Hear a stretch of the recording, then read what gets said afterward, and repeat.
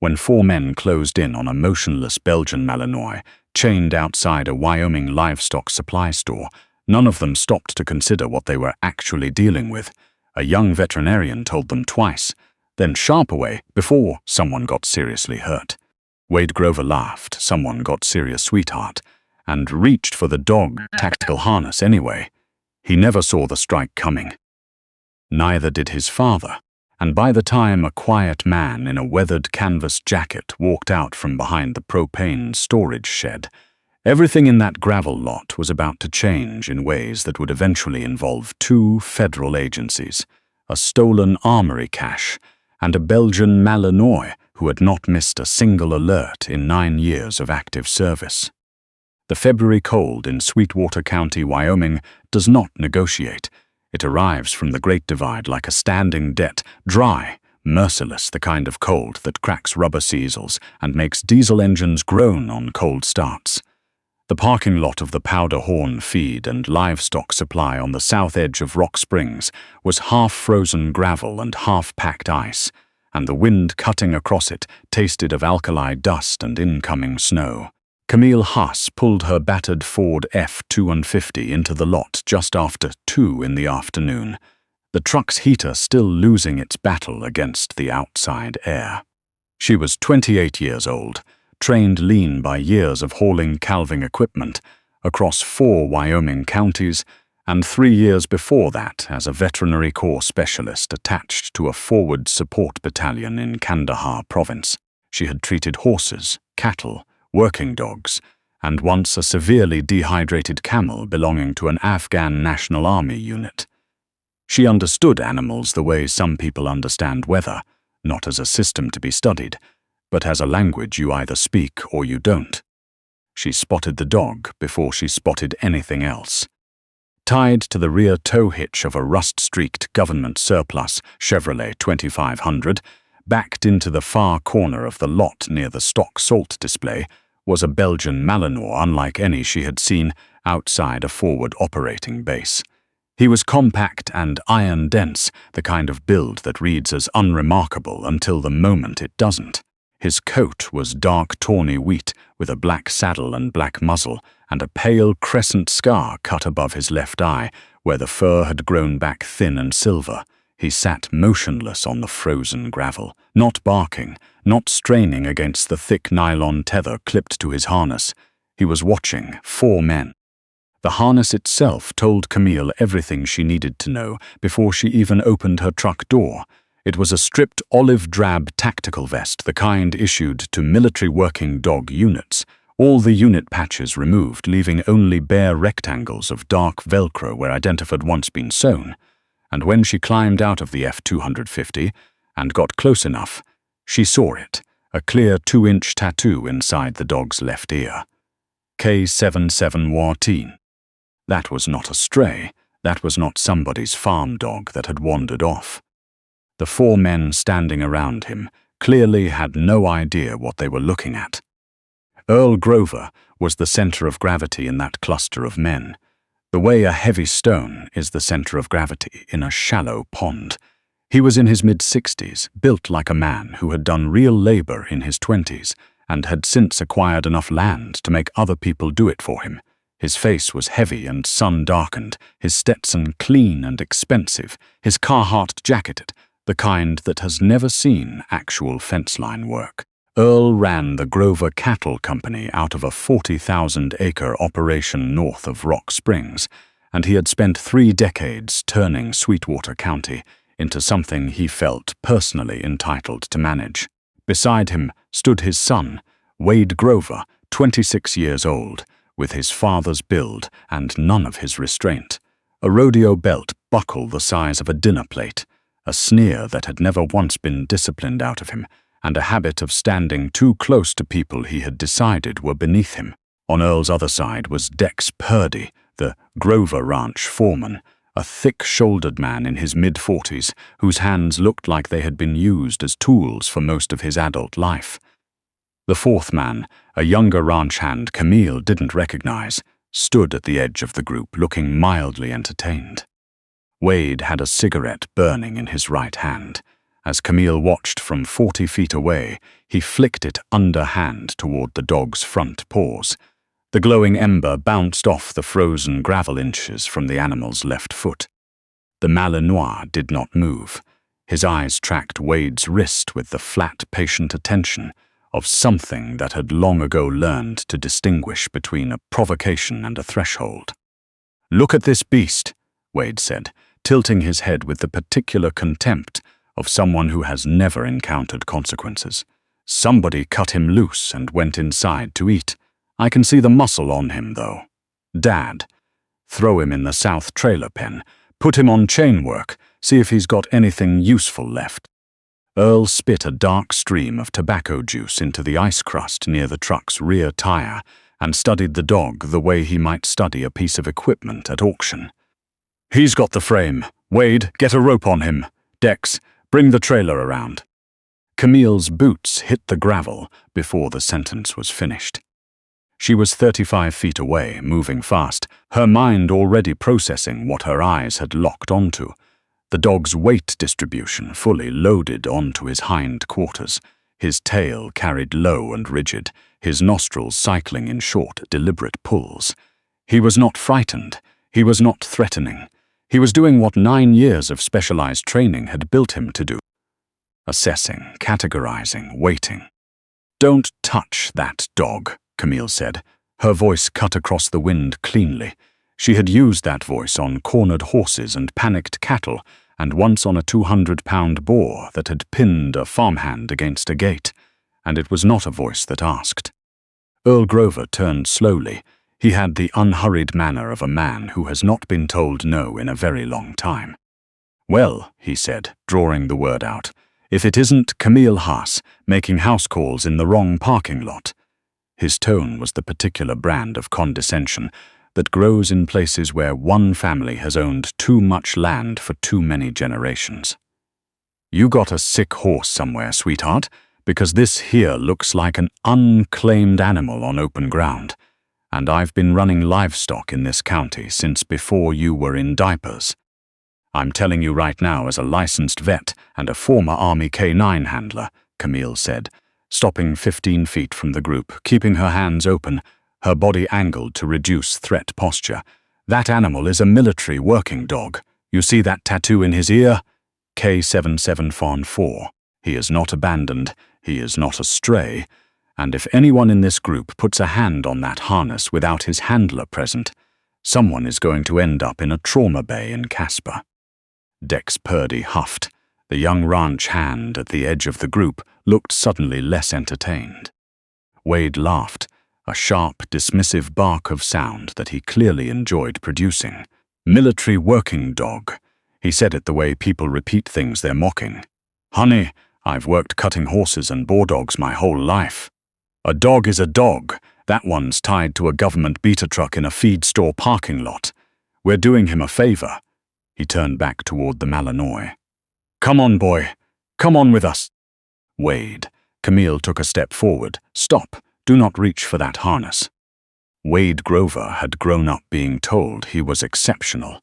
He had never developed the habit of listening to people who disagreed with him, particularly people who were younger than him, female, and standing in his way. He pulled a braided rope lead from the side pocket of his jacket, closed the remaining 4 feet to the Malinois in 2 large, heavy-footed strides, and reached his gloved right hand directly toward the handle loop on top of the tactical harness.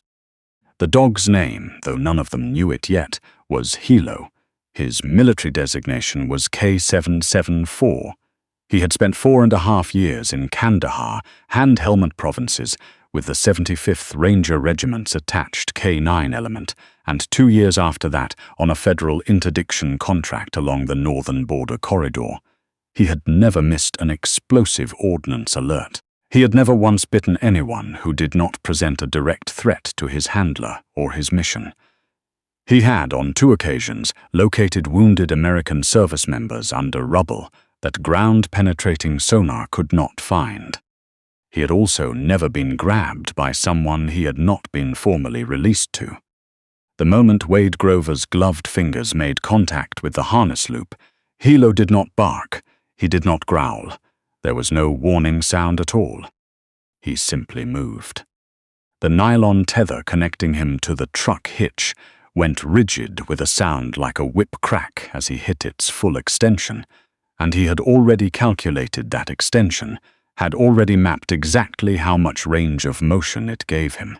He came off his hindquarters like a compression spring releasing, pivoted in mid-air with the kind of athletic precision that does not occur in nature without years of deliberate training, and his jaws closed on Wade Grover's right forearm with a force that was not symbolic. Wade went off his feet, 103 pounds of Belgian Malinois, redirecting its full momentum into a single focused bite point, will remove a man from his balance regardless of how large that man is, and Wade Grover hit the frozen gravel with a bone-driving impact that punched the air from his lungs in a single, undignified gasp. Before he had oriented to what had happened, Helo had put both forepaws squarely on the center of his sternum, pinning him to the ice, and the dog's face was 6 inches from Wade's face, upper lip peeled back, a low sustained vibration coming from somewhere deep in his chest that was not quite a growl, and not quite anything Wade Grover had ever heard an animal make before.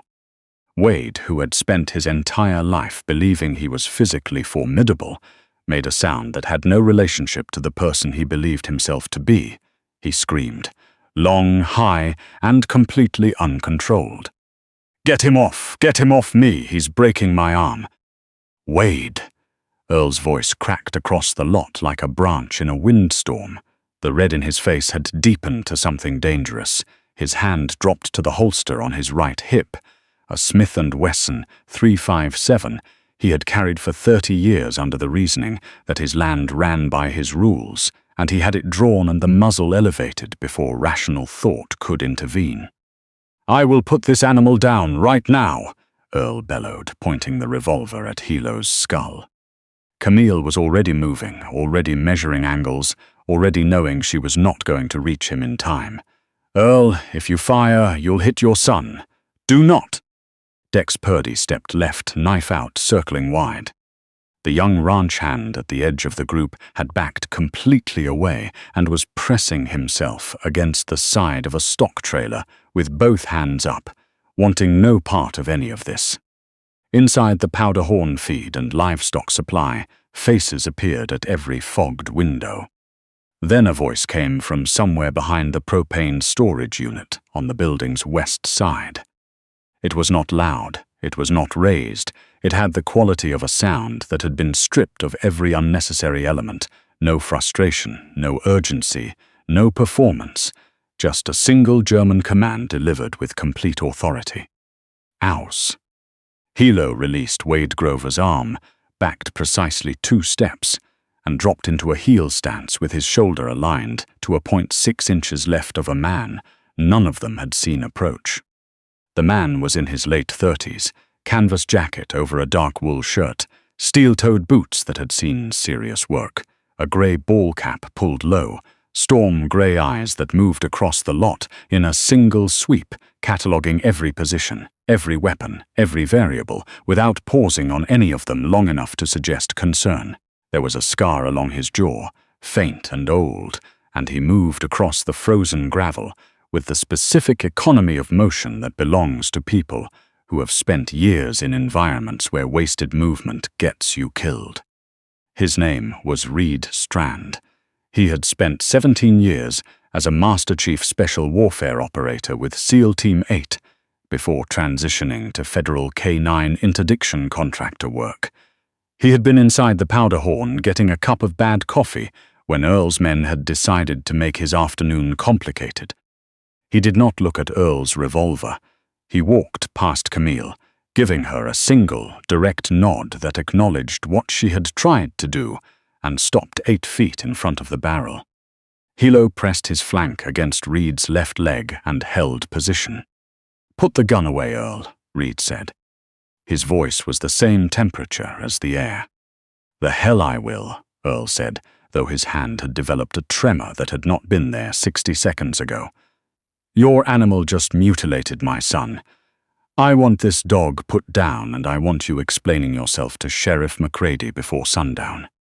Your son grabbed an active service federal K9 by his harness after being warned twice not to, Reed said. Helo responded within his training parameters. Now you're pointing a firearm at a federal contractor and his asset. I'm going to need you to think carefully about how the next 60 seconds go for you. Federal Dex Purdy started. Look at the badge on his belt, Camille said. Her voice was steady. She had been watching Reed's right hand, watching the way he had already positioned himself, so that Earl's revolver would need to clear a quarter turn before it could align with anything vital. And look at the dog's ear tattoo. Then think about why that truck, she pointed to the government surplus Chevy, has a federal asset tied to it in a feed store parking lot in Rock Springs on a Tuesday afternoon. Earl's eyes dropped to Reed's waist. Clipped beside his belt loop was a brass and enamel credential badge bearing the seal of the United States Department of Defense. A radio earpiece cord ran up the collar of his canvas jacket. That truck isn't mine, Reed said. He uncrossed his arms. It belongs to your nephew, Nate Grover. The same Nate Grover who manages the northern transport routes for your cattle operation. The color in Earl Grover's face changed, not to red, to the particular gray of a man who has just understood that something he believed was buried is not buried at all. Nate's got nothing to do with. Helo has been trained for explosive ordnance and military-grade weapons detection for 9 years, Reed said. He looked down at the Malinois briefly, then back at Earl. He doesn't alert to commercial firearms. He alerts to specific chemical compounds found in military-issue weapons, lubricant, and factory sealant. He alerted to this truck's bed department 17 minutes ago, before any of you walked out here. What he found under the false floor panel in the cargo bed was 34 stolen M4 carbines, and 11 suppressor units taken from a Colorado National Guard armory last August. Your nephew has been running those weapons through your cattle transport network for 6 months, selling to unregistered militia groups across 4 states. The parking lot held that information in silence for a moment that felt considerably longer than it was. Dex Purdy had stopped moving. The knife was still open in his hand, but he had apparently forgotten he was holding it. That's not, Earl said. His voice was thinner now. That's not possible. You've got nothing connecting my operation to whatever Nate was doing on his own time. I didn't know.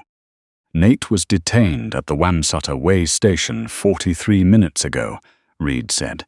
Federal marshals have been running parallel surveillance on your transport routes for 7 months under a racketeering warrant. The weapons were flagged in transit. What Helo confirmed today closes the last gap in the chain of custody documentation. He took a single step forward.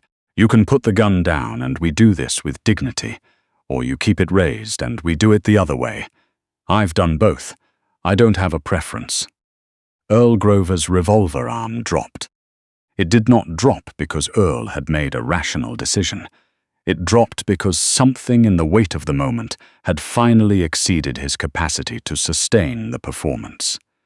He was 64 years old, and he had never in his life been in a situation that did not ultimately bend to his money or his name, and he was standing in a feed store parking lot in February, watching both of those things become irrelevant in real time. Wade Grover was still on the ground. He had stopped screaming. He sat in the gravel, cradling his right arm against his chest, his face pale and wet, all the swaggering certainty of the last decade visibly absent. Camille was already moving toward him to assess the injury when a sound came from the narrow alleyway between the Powder Horn's main building and its loading dock. It was not a scream, not yet. It was Laurie Kimball's voice, cut off halfway through a word. Laurie was 19 years old. She was Camille's part-time vet assistant, a second-year range management student at Western Wyoming Community College, and she had stepped outside through the loading dock side door 45 seconds ago because she had heard the commotion and wanted to make sure Camille was all right. Dex Purdy had been backing toward that alley for the last 30 seconds, unseen in the focus on Earl. Now he had one thick forearm locked across Laurie's collarbone, pressing her back against the corrugated steel wall of the loading dock.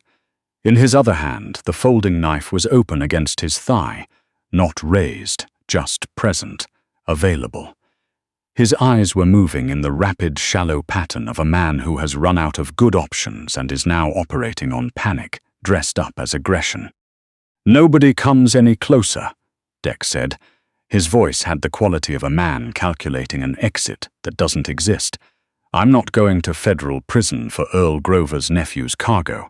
Somebody hands me the keys to that black Suburban right now, and I walk out with the girl, and everybody goes home healthy."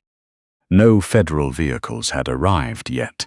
The lot held only the same people who had been there for the past several minutes, and the geometry of a knife hostage scenario had just rearranged every priority. Reed did not reach for his sidearm.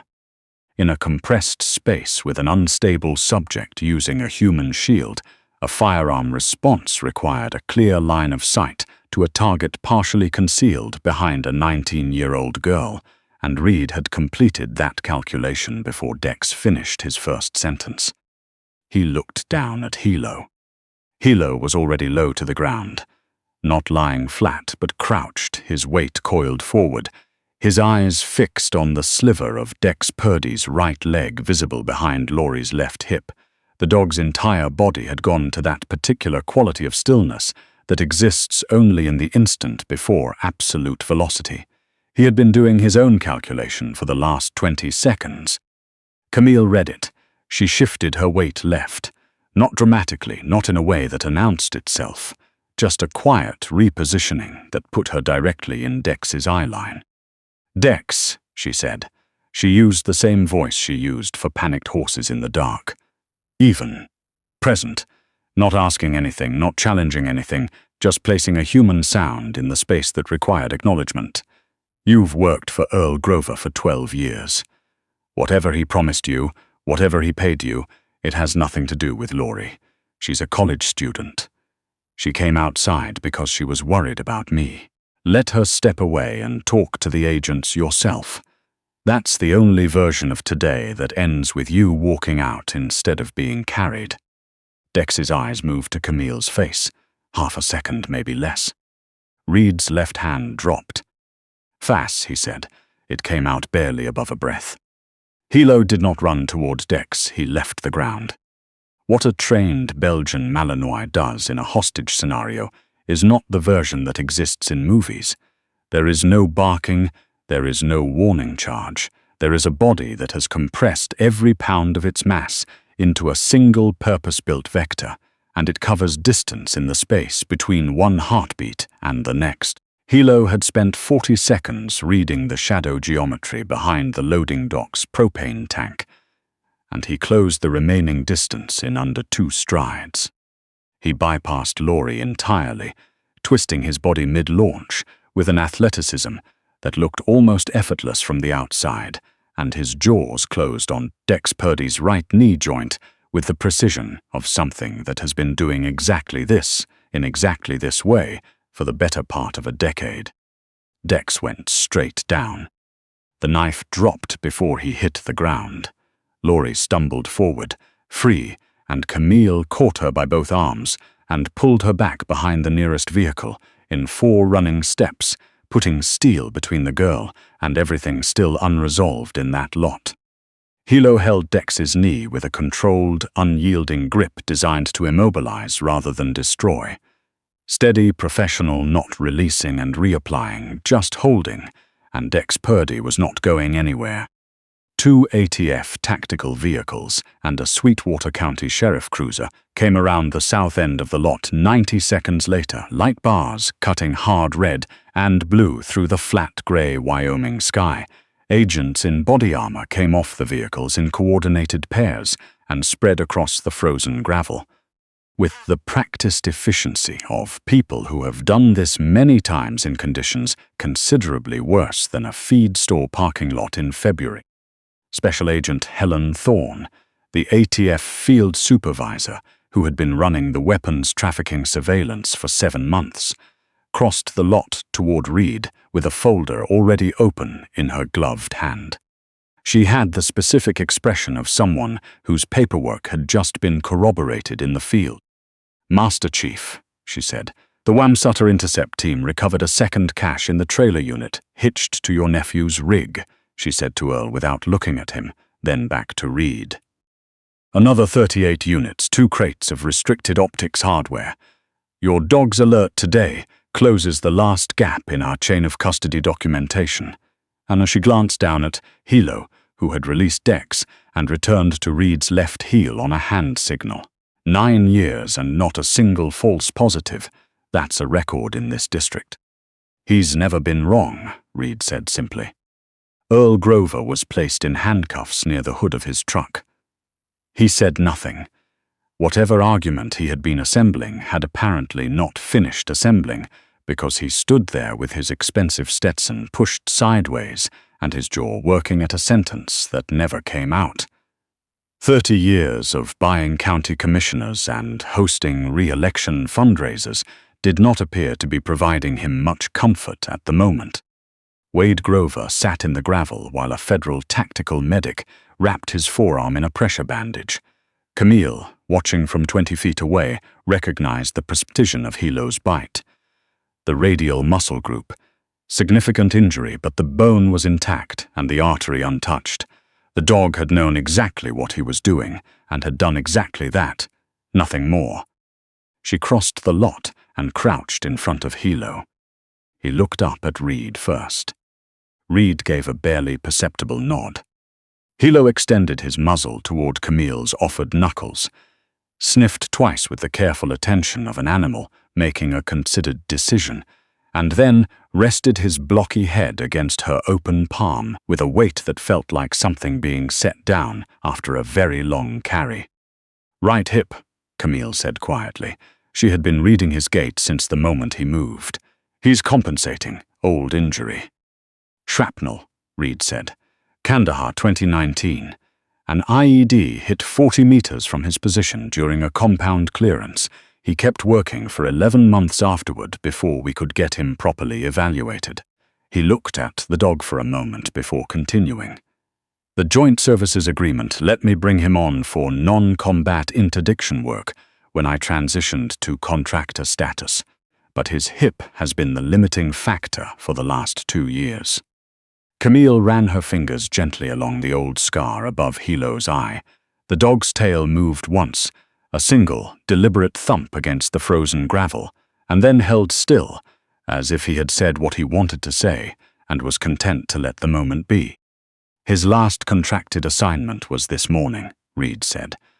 "His federal service discharge cleared at 0800 hours. As of today, Helo is officially retired from active duty." The ATF vehicles were pulling back toward the county road. Sheriff McCready stood near Earl's truck, reading from Thorne's folder, his expression cycling through several things at once.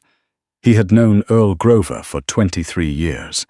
Whatever he was feeling about this afternoon, he was keeping it professional. The federal convoy started moving south.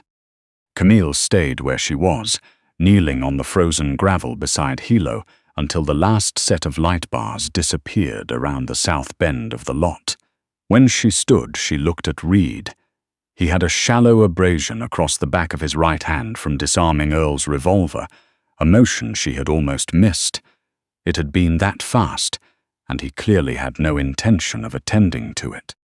"That needs to be cleaned," she said, pointing at his hand. Reed looked at it. "It's superficial." "I am a licensed veterinary professional," Camille said. "Superficial wounds go septic in this temperature just as reliably as serious ones." She went to her truck, came back with antiseptic and gauze from her field kit, and wrapped the knuckles with the same matter-of-fact efficiency she applied to everything else. Reed let her do it without argument, which she took as a sign of practical intelligence. Helo sat between them on the gravel while she worked, watching the county road where the federal vehicles had gone, his thick tail moving in slow, satisfied arcs against the ice. "What happens to him now?" Camille asked. She tied off the bandage and looked down at the dog. "He needs room to run," Reed said, "quiet land, and ongoing orthopedic monitoring on that hip. Someone who understands working dog physiology, not just general practice." He looked at her. Not easy to find in rural Wyoming. Camille looked out past the south edge of the lot, past the highway and the alkali flats, to where the high desert plateau stretched east, toward the Lucite Hills, the ridgeline bruised blue in the late afternoon light. She had 40 acres east of town, a converted barn she used for rehabilitation work, and more open ground than she could cross in a week of walking. "I know a place," she said. "The vet on site has a background in military working dogs and a standing account at the orthopedic supply in Casper." She glanced at him. "There's also decent coffee, which I understand isn't guaranteed in federal contractor work." Reed looked down at Helo. Helo looked up at him. Something passed between them that had the quality of a conversation conducted entirely without language. The kind that accumulates between two beings who have spent years depending on each other in situations where a mistake meant something permanent. Then Helo turned and looked at Camille, and his tail resumed its easy movement against the gravel, unhurried, certain like a decision that had already been made and was only now being announced. Reed pulled a slow breath of February air. Out on the plateau, the wind was picking up, dragging the first hard edge of incoming snow down from the divide. "I'll follow you out," he said. Helo stood, shook the cold from his coat, and pressed his flank briefly against Camille's leg, not because anyone had told him to, but because he had been making his own assessments all afternoon, and this was his conclusion. Some things a dog like that decides for himself. He had known what Camille Haas was before she had spoken her first warning across that frozen parking lot. The rest of the afternoon had simply been the world catching up to what he had already understood.